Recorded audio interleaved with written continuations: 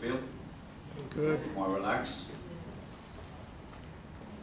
One of the things I want to say first about divinity and seeking the divinity in our human body is it's something that we cannot really explain or identify in words in linear fashion. It's something that you want to feel from the inside out. You said that immediately. Everything starts from the inside out. And when you can get to that meditative state from the inside out, you'll feel that. So I'm going to start with the same little affirmation that I started when I did the meditation last year. And it starts like this: listening to know your own inner self, based on one of my books, The Inner Oracle, Volume 3, Soul, which was changed from previously called The 5 Pillars of Relationships. We are unique and need, I'm just going to hold this instead. We are unique and we need not find and search for the purpose that is awaiting inside of us all. We need not even search, just listen. We need not even listen, just find. We need not even find, just know. For we already have everything within us. It is within each one of us, the uniqueness to create miracles. Our feelings, thoughts, and words are our prayers. So select your thoughts carefully, believe in yourself, and know yourself. For in doing so, you know the spirit that resides in each one of us.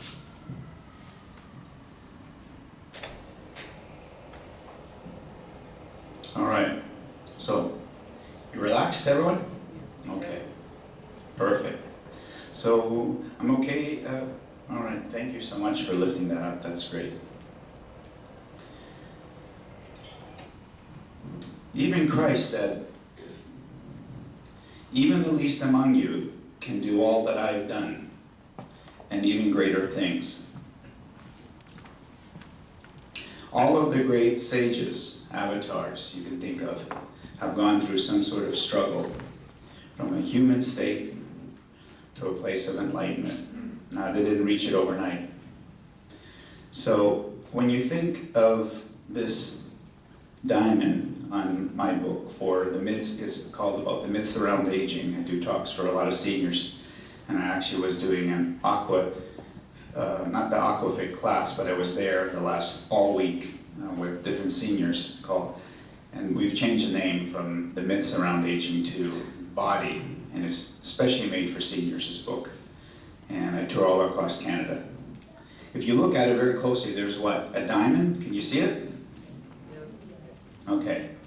We're all a diamond. And what happens to that diamond when you're born? It gets plopped right into the mud.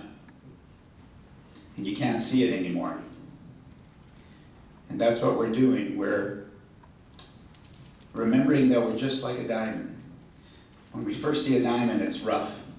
It takes a lot of pressure to even create a beautiful diamond. We know that diamonds first come from what? Gold. Right, and there's coal around that particular book. Point being also now to make it shaped properly and with all the beautiful colors and it come from the light, different angles. You can see it's not an easy process. It's actually no different than when you think about the stones in the ocean that you see. And you see they're so smooth. But how many times do you think in the river and the ocean that they have to collide before they became smooth? Or a piece of wood that you find drifting from the ocean. My good friend Pete as well, he's a retired doctor, says, "I found this beautiful piece of wood. This must have been in there for a long time," and how round and soft it was. And so he took it home, and you could see the eyes on it. You could see the face. Absolutely amazing. So understand that that diamond goes into the mud. And it's our responsibility, for lack of a better word, to take that diamond out of that muck, wash it up, and realize how shiny we already are. The divinity, the divine is within each of each one of us. But we need to seek that from inside of us. The inner holistic science, or the inner oracle, it's inside, it's not outside of us. And when we understand that, we understand the inner peace that comes in our presence. When we are in the presence of others. In a difficult situation, say you're in the hospital with a friend who's not doing well. Just your presence of being there, praying, meditating, closing your eyes, is amazing. Someone was asking, what are you doing at the hospital? I says, oh, I'm just sitting here, closing my eyes and praying, meditating. And this particular group are very erratic and very nervous and very anxious. And this time, not a peep. So your presence can affect others. So even Buddha had a challenge. And so I'd like to mention 6 points, which also are identifications to our own divinity. One is generosity. Number 2, patience. And I'm going to explain these.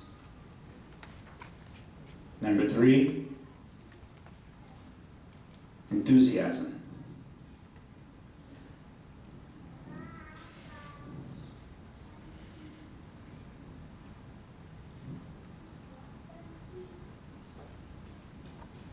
Number 4, meditative concentration.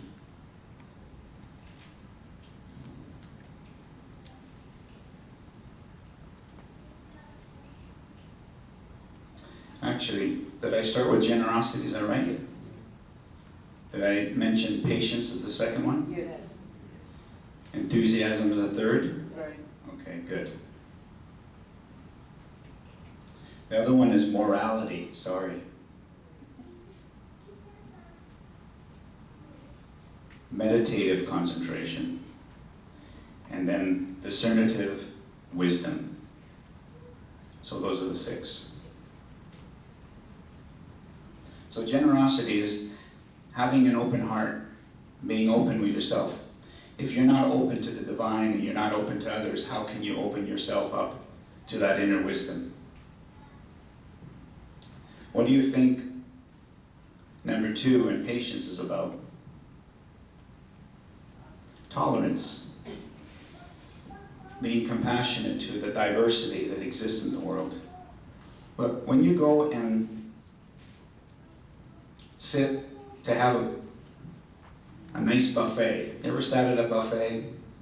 And do you condemn the parts of the buffet that you don't like?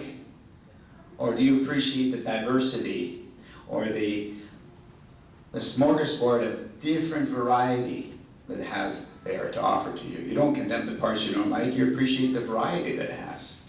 And that's where it starts, to appreciate the variety that we have. The East and the West, they say, well, they shall never meet. But where is the yin and yang in appreciating both? So the tolerance is very important. And with enthusiasm, you can't do anything without being enthusiastic. Enthusiasm actually comes from the word entheos, in the Spirit of God. So that's fundamentally very important as well. And also the importance of morality, knowing between right and wrong, the choices that we make. We all have a free will, don't we? But what are the consequences of free will? Doing anything we want, instant gratification,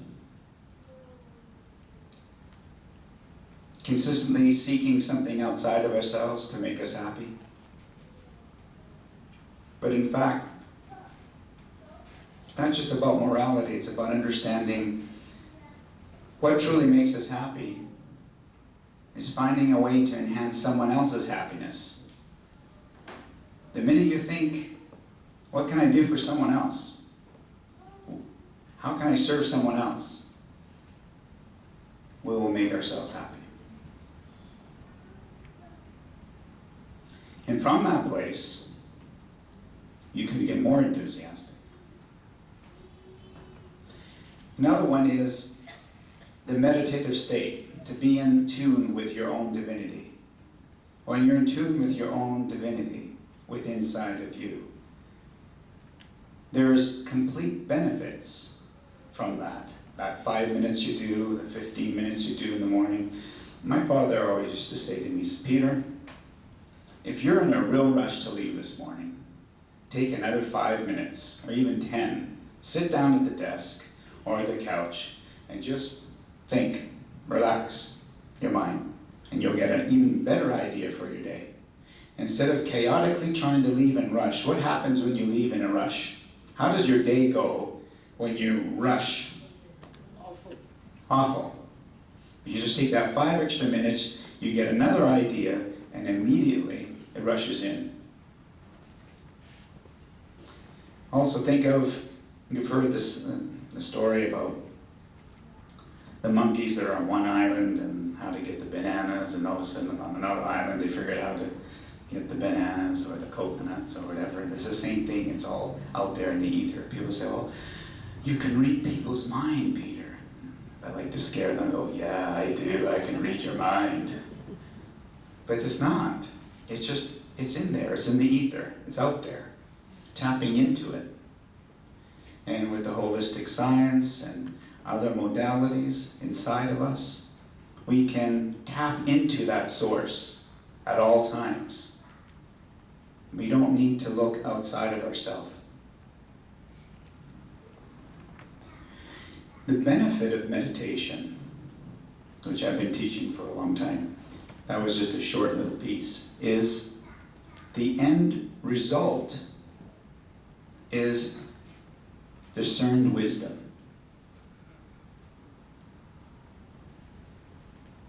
From that wisdom, you know, yeah, you know what? I need to go left instead of right. So what is that? That's instinct. Can anyone tell me the difference between instinct and intuition? Hands up. Instinct has no feeling. You just left, right. You just, I'm going to go left. Intuition is passion. I don't get a good feeling about going this way. I think I'm going to take him this way. Or you meet someone who says, I don't know, there's something about her that I'm drawn to talk to her. That's your intuition. It's a feeling, it's a passionate feeling.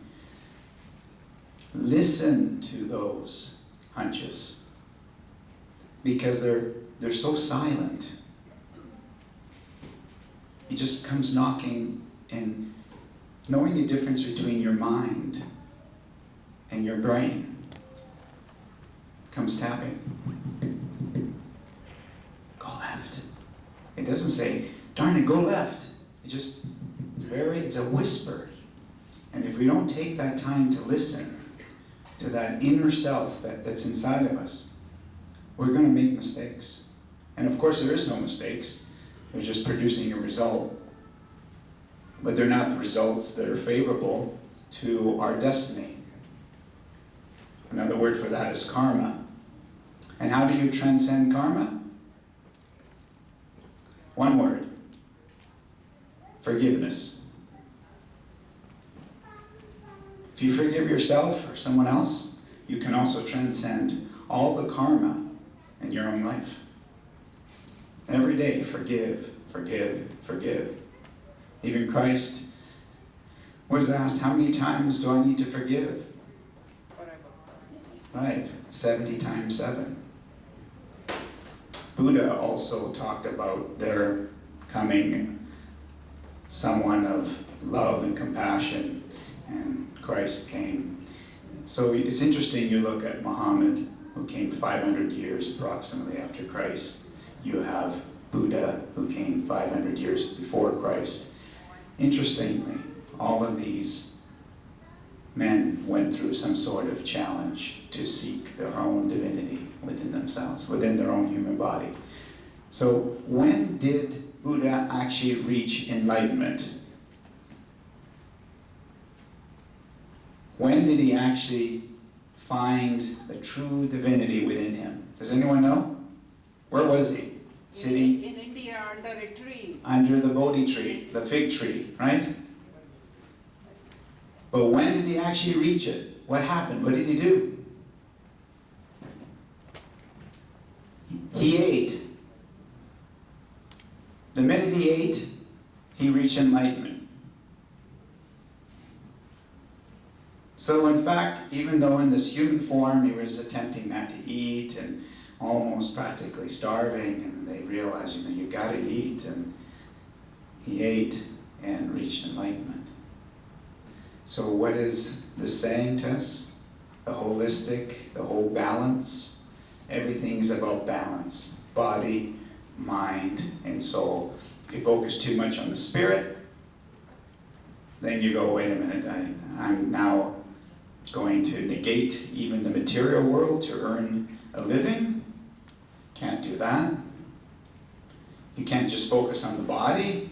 You see a lot of yoga instructors in Vancouver, they're doing yoga and it's all about the body, and then when you see them, they're still frantic, they're still rushing here and thither and going here and they're going there, and no sense of understanding what we say here, what namaste. Knowing the true divinity that you and I are one. And you can get that from yoga. Even Yogananda talks about that. He says that God is in your spine through the flexibility of your spine when you're breathing and you do meditation, and being able to hold the pose, when you're going back, and hold the pose and still breathe. Today, even scientists are asked the same question about divinity and God. Before they used to say, do you believe in God? Scientists say, no way. And today, you ask most scientists, do you believe in God? Well, of course, I'm a scientist. Just look at the universe today and the way it operates and its true divine nature. When you think of the spiral of the galaxy, it's amazing. It's not something you can conceive in your own mind, can you? What are some of the movements that we do as we get older that keep us going, to keep our inner strength going? Well, the core, in my second book, Body, the core is fundamentally important. In medical science, they call it knees to nipples or knees to chest, because this whole movement from here to here is your chi energy. So my friend who is now 86 years old, she was a Buddhist Lama ordained by Rinpoche in Seattle and the Dalai Lama. I still go see her every week or so. She lives in the valley. And she always says, I do my 100 sit-ups in the morning in bed, and I do 100 sit-ups before I go to sleep. Says if you keep your core strong, you'll never have any other medical issues. So simple. Working the core. Now, I'll tell you right now, about 2 years ago I tried to do 100 sit-ups. I could barely do 5. She did 100? Oh gosh, I used to play soccer. I remember doing 100, but I can't even do 5. So she says, no, don't worry. Just do 5 and take a break in bed. Do another 5 and just do 25 in the morning. So I would do 5, take a break, do 5, take a break. And I still was able to do 25. So, and any movement where you're moving your bicycle, you think, oh, you can do this even in your chair. Any movement like that has a profound effect on your consciousness. And there's different levels of consciousness once you've tuned in to your own divinity. There is one thing that we need to accept the contrast that exists. There's a beach that I go to, it's called Third Beach. Some people call it the European Beach in Stanley Park in Vancouver. And there's one end of the beach, it's called the north side of the beach. And the south side is completely different. It's mostly families and children. And on the right side, you got all the younger kids and drinking beer. But it's also the most peaceful side. It's a lot more nature. There's more sense of the rocks. And you can see the lighthouse in the back. So you can see they're drawn to what? Wanting to feel good. So we can't condemn those teenagers or young people that are using substances. It has to do with self-worth. They want to feel good. Their parents say, oh, why are you doing this? Gosh, my parents are bugging me, so I'm just going to go have a beer. Jeez, they just shut up. They just want to feel good. They don't want to be condemned. So that true inner sense of divinity, you don't condemn it if you haven't reached it. You enjoy the process and the reward of taking 5 minutes to tap into it.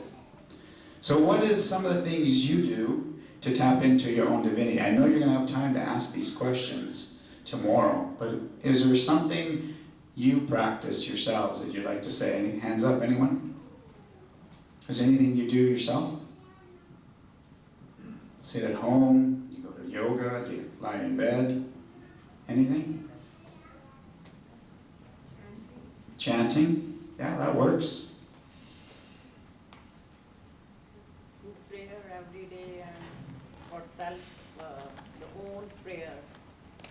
The mantra, the prayer which we started from very young age. So we practice every day. I practice that mantra That which prayer. I got initiated long back.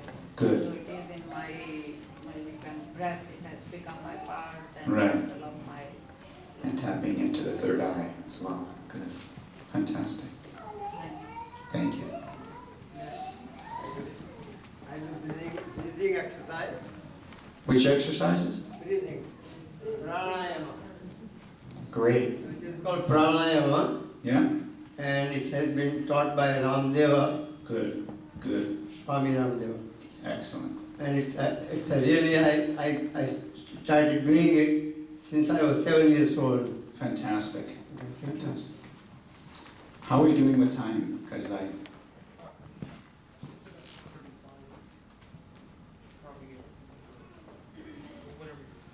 Okay. So I know that we went over time already by 15 before, so I want to make sure.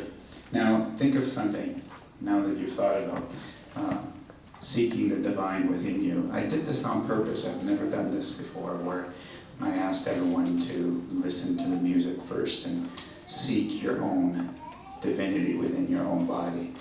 Because I can't explain to you what divinity is in words. You can't.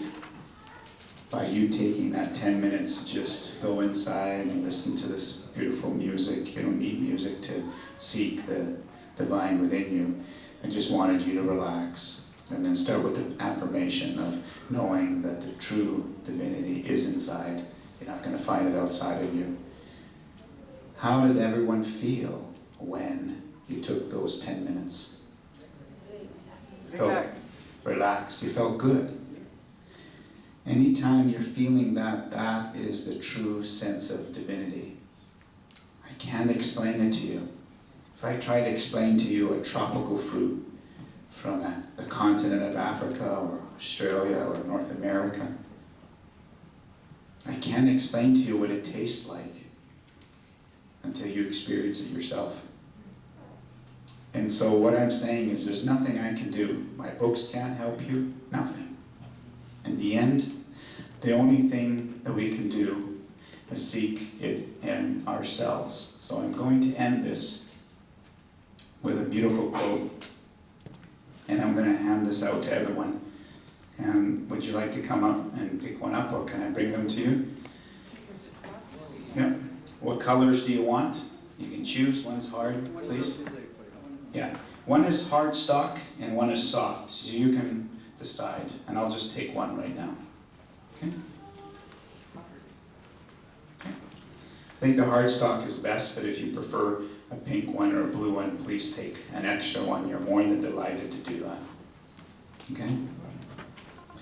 And this is a beautiful quote by a man named Marababa.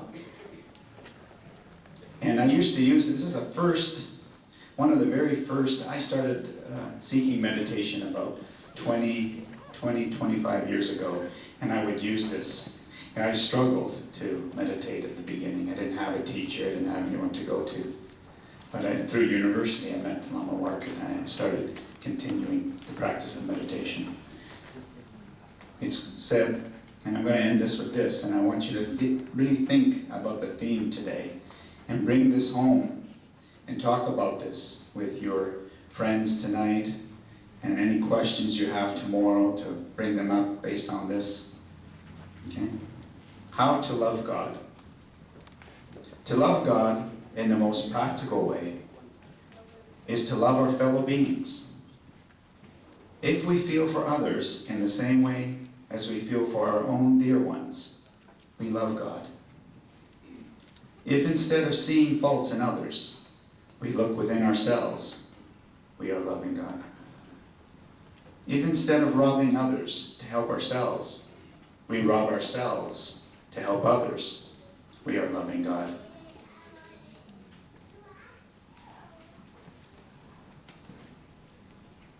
If we suffer in the suffering of others and feel happiness in the happiness of others, we are loving God.